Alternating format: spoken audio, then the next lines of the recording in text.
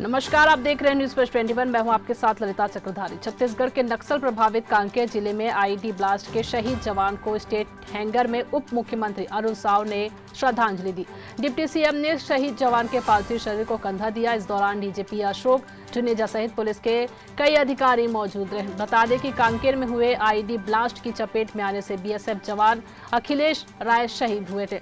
शहीद जवान अखिलेश राय उत्तर प्रदेश के गाजीपुर जिले के निवासी थे। शहीद जवान के पार्थिव शरीर को गृहग्राम के लिए रवाना किया गया।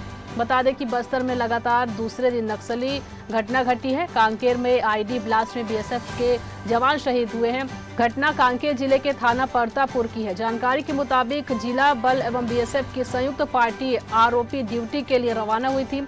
अभियान के दौरान ग्राम सड़क टोला के आगे मंदिर टेकरे से 5 किलोमीटर पूर्व दिशा में आईईडी ब्लास्ट हो गया। इससे पहले भी बुधवार को नारायणपुर में नक्सली वारदात हुई थी, जिससे जांजगीर के रहने वाले एक जवान शहीद हो गए थे, वहीं एक जवान घायल हुए थे। लगातार जानकारियों से अपडेट रहने के लिए बने रहिए न्यूज फर्स्ट 21 पर। आपके हक की बात।